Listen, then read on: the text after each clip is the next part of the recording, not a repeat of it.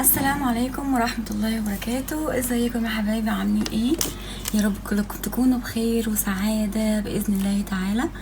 النهاردة هتكلم على منتجات جبتها من شي ان، شوية روافع زي ما انتوا شايفين، هي مهمة جدا فحبيت ان انا اتكلم عنها. قبل ما اتكلم عنها ما تنسوش تعملوا لايك وتعملوا اشتراك في القناة او سبسكرايب وتفعلوا الجرس عشان كل جديد يجيلكوا على طول. كل جديد انزله يجيلكوا. اول حاجة انا مش عارفة ابدأ من ايه، بس هقول لكم. اول حاجة دي اللي هي زي الصابون، اتحط في الشنطة. طبعا انا ما جربتهاش بس هي عليها ريفيوهات حلوة، فقلت ان هي يعني حجمها حلو قوي، وفي نفس الوقت فيها كتير، وفي نفس الوقت هي متاخدش مساحة معاكي. يعني شايفين هي الصابونايه، عايزه اقول لكم ريحتها تحفه. يعني اول ما فتحت الغطا ريحتها جميله. هي الصابون طبعا في منها الوان، انا اخترت البينك. في كتير، حوالي اكتر من 100 قطعه دي اعتقد. يعني حجمها مناسب جدا للشنطه وللسفر. دي كده اول حاجه. اول حاجه يا جماعه، الحاجات دي طبعا اسعارها يعني مش فوق ال300 ومش تحت ال200، يعني في الرينج ده. يعني مثلا 230 220، في 100 وحاجه على حسب. يعني مثلا دي جايباها ب100 وحاجه، مش فاكره الاسعار، بس اكيد طبعا كلكم انتوا عارفين شي ان واسعارها. يعني السعر سواء بالدولار او سواء بالريال السعودي بيختلف. فانا دي جبتها، عجبتني جدا. تاني حاجة عجبني اللي هو الشراب ده الشراب معمول للناس اللي رجليها متشققة. انا للأسف رجليا متشققة، فهو عبارة عن كده شراب اهو. ده المفروض ان هو يكون من بره، بس انا هعمل العكس الصراحة. يعني هخلي ده من جوه. يعني بصوا، هخلي الحته دي الناعمه اللي هي عامله زي السيليكون من جوه.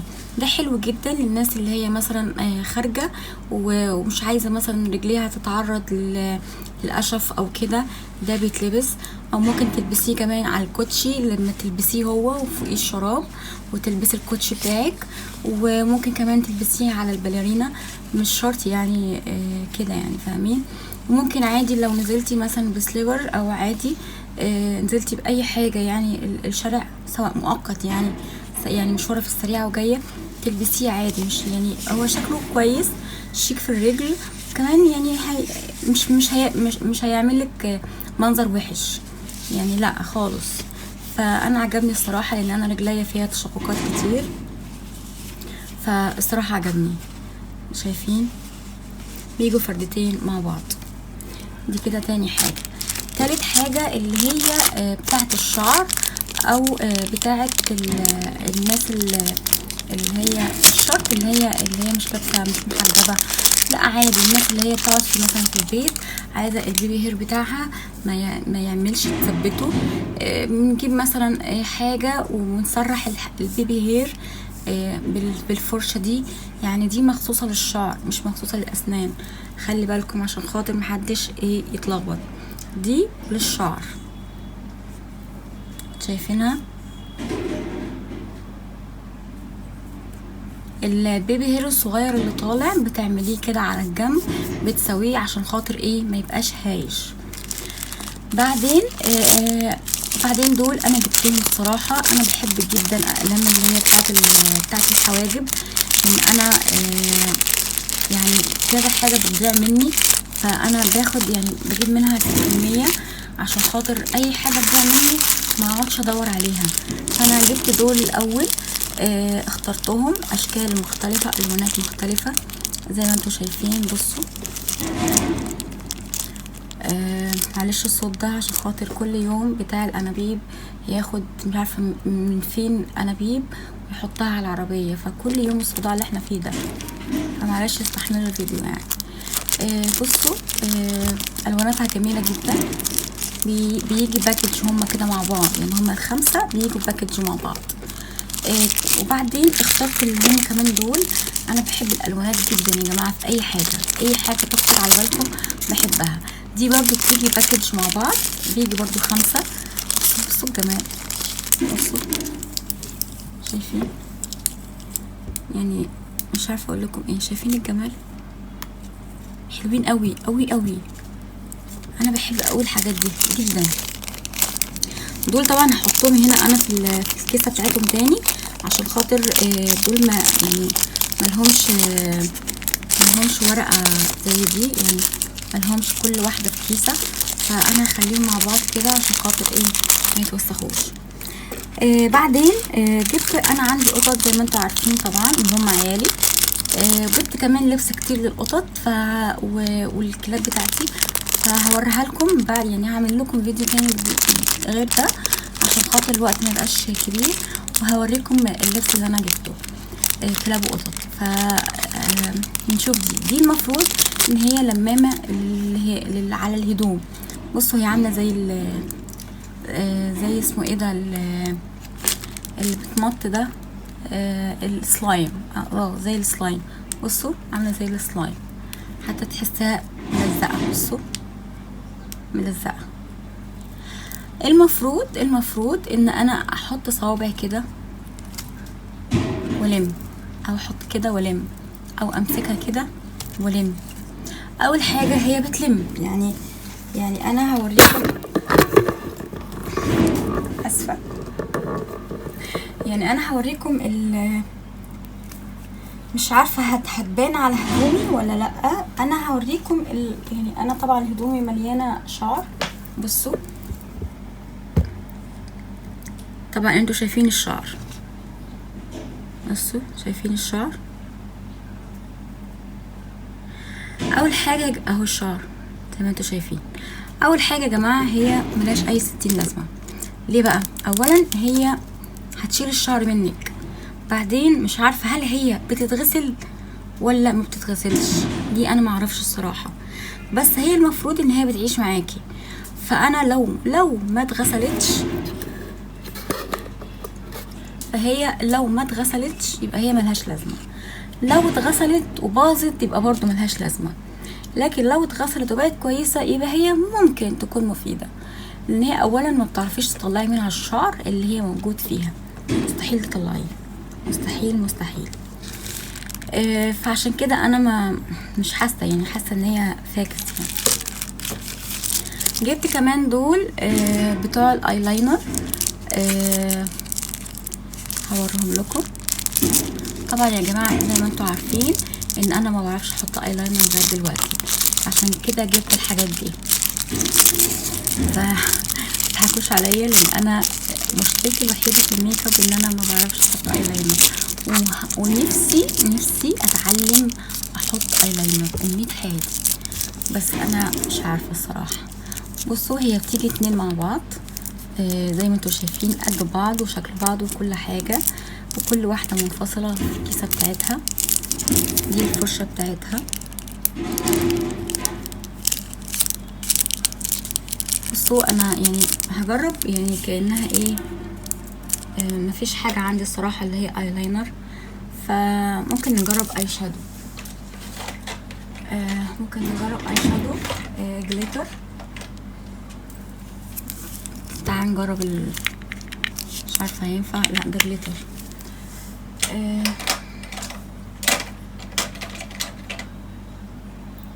يعني هو تعال نجرب ده وخلاص،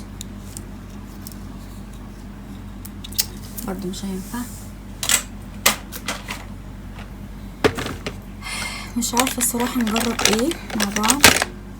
خلاص تمام، لقيت ده الدرج اللي انا بدور فيه. تعال نجرب من دي من Urban Decay، فتعال نجرب منها هل هي هتنفع ولا مش هتنفع. يعني احنا نجرب كده، شايفين طبعا انا ما بعرفش ارسم ايلاينر، فهنعمل كده. بصوا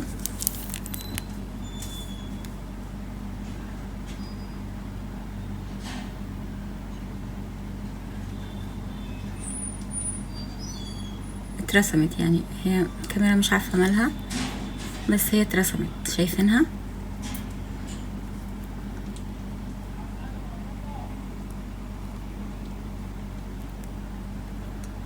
شايفين؟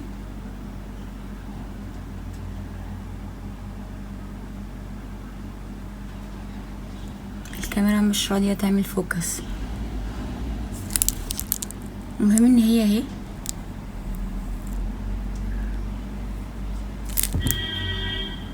فعلا بتعمل ايلاينر، يعني لا الصراحة اختراع فظيع.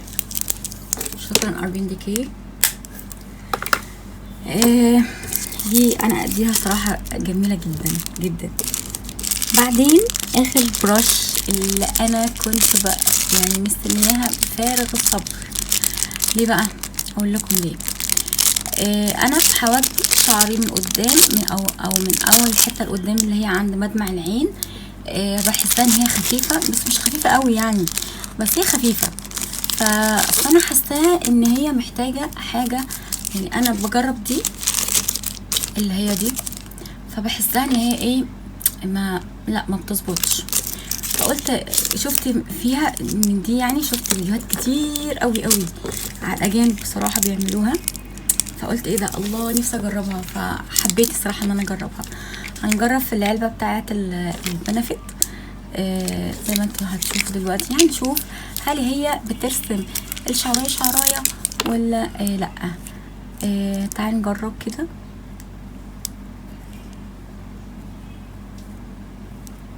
نجرب كده.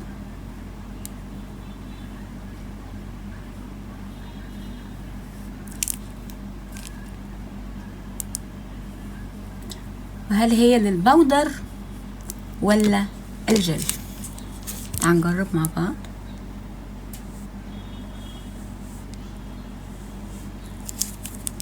طبعا هي مش باينه،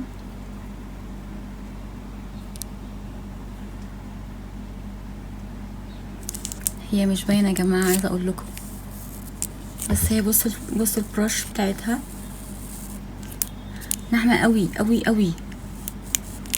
مش عارفه هل هي بتنفع للجل ولا بتنفع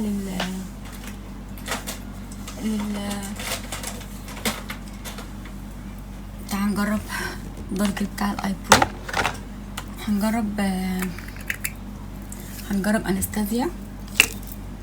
لو في واحده مفتوحه تمام، شوف دي مفتوحه ولا لا. دي مفتوحه. نشيل انستازيا دلوقتي.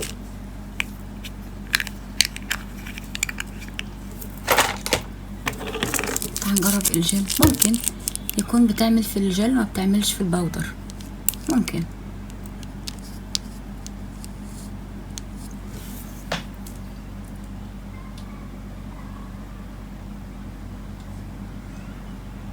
هي الجل مش راضيه تاخد منه، يعني انا بحاول، بس هي شكلي هجرب في الانستازيا يمكن تعمل معايا. اخدت اهي. جربنا.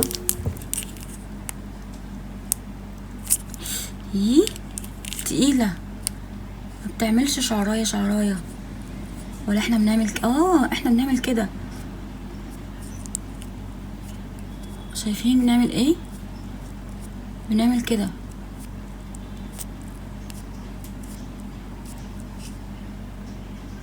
شايفين اهي اترسمت شعرايه. بصوا بنعمل كده، ما بنعملش كده يا جماعه، لا احنا بنعمل كده.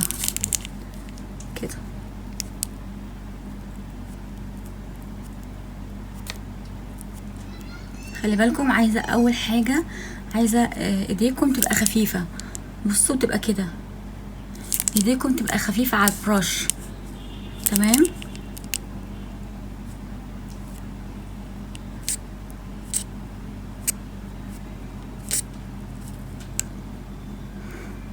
حبيتها الصراحه، لا جامده بس مش عايزه باودر، يعني الباودر ده لا مش هتعمل معاه. فهي عايزه جل. فشكرا انستازيا، تعبناكي معانا. دي كده هحطها من ضمن الفرش اللي هي بتاعه الاي برو. عايزه اوريكم في يوم الاضراب بتاعتي، فاللي انا يعني عندي هوريها لكم ان شاء الله في يوم.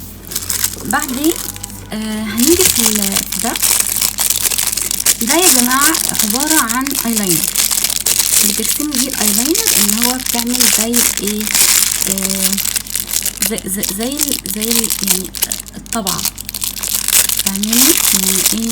يعني انت بتحطها في الايلاينر او بتحط عليها ايلاينر وبتطبع كده كده كده كده. هنجرب نشوف ايلاينر. نشيل درج الاي برو، يا رب نلاقي ايلاينر. مني انا متاكده ان انا مش معايا. ايه ده طلع معايا ايلاينر، شفتوه بس للاسف صغيره. بصوا انا هوريكم حته منها.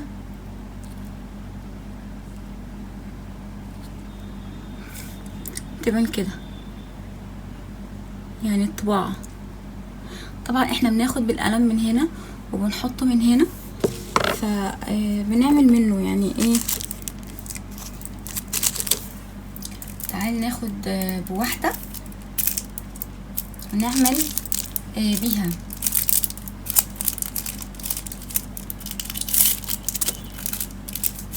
ناخد بتاعه الايلاينر نعمل بيها.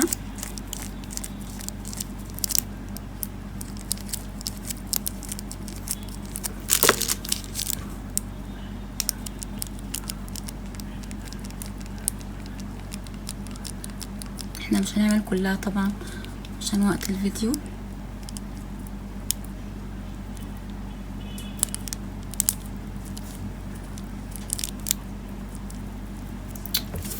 مش نفعت، بتبقى كده الله، بتبقى جميلة. طبعا دي للناس اللي هي زي ما بتعرفش ترسم ايلاينر، بيبقى بالمنظر ده. هي مش عملية يعني فاكس، ما حسيتهاش ان هي عملية يعني، عجبتنيش الصراحة. هنجرب حاجة تاني اللي هي ايه، بنفس الفرشة، بس هنعمل حاجات تاني خالص. اللي هي دي اللي هي الدولفين. هنعمل ايه بالدولفين؟ اول حاجة يا جماعة هي الدولفين دي. بصوا عبارة عن ايه، ليها كذا حاجة. اول حاجة هنا الحتة دي اللي هي دي بالظبط، دي تعملي بيها الايلاينر، اللي هي الحتة اللي من فوق والحتة اللي تحت شايفينها، دي اللي هي بتكون على ايديكم الشمال، وكده تبقى على ايديكم اليمين. تاني حاجة دي اللي هي بتكون تحت العين، الاي شادو اللي تحت العين، الاي شادو اللي تحت العين دي بتعمل بيها. بعدين دي بنرسم بيها الاي شادو اللي على الجنب، الحتة دي بنرسم بيها الاي شادو اللي على الجنب، دي كده يمين ودي كده شمال. تمام. دي بنرسم بيها الايلاينر لو انت عايزه تعملي اللي هي بتاعه القطه اللي هي الرافعه لفوق، دي بنعمل بيها الايلاينر. هي حلوه قوي، عجبتني قوي قوي قوي الفكره، فعشان كده حبيت ان انا اجيبها واجربها. تاني حاجه اللي هي يعتبر شبهها اللي هي انا مسميها المسطره، بس هي مش مسطره يعني، بس لا هي انا مسميها مسطره عشان هي بتعمل زي فكره الدولفين، او يعني نفس الفكره. هقول لكم ازاي دلوقتي. بصوا دي بنرسم بيها الايلاينر، بنبقى كده نحط دي كده على الجنب يمين وكده على الجنب شمال، دي بنرسم بيها تحت العين. تمام. دي برضو بنعمل بيها خط الايلاينر، دي كده بنعمل بيها الاي شادو، ودي بنعمل بيها الاي شادو الصغير، يعني الاتنين دول اي شادو. دي الاي شادو اللي هي المتجهه على اليمين اللي على الطرف، ودي الاي شادو اللي في النص. ايه تاني؟ دي اللي هي عند مدمع العين.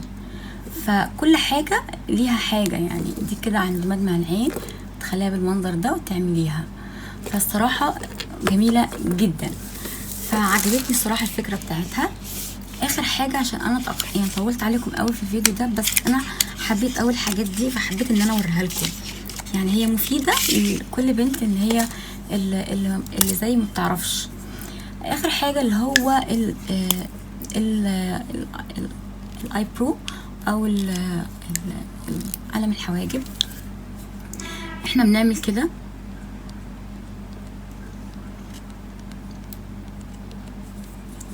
وبنوزع كده،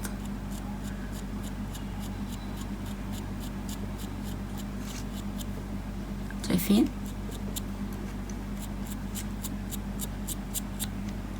بصوا الفكرة ان هي بتوزع الخاطر الحاجات اللي هي ما تكونش متكتلة، يعني ما تكونش معمولة في مكان واحد. ده كان فيديو النهاردة عن الحاجات الصغنونة دي، بس خدت وقت قد كده، بس معلش عشان خاطر تعرفوها. مش هطول عليكم اكتر من كده. ما تنسوش تعملوا لايك وتعملوا شير للفيديو عشان كل بنت تستفاد منه. واستودعكم الله، والسلام عليكم ورحمة الله وبركاته.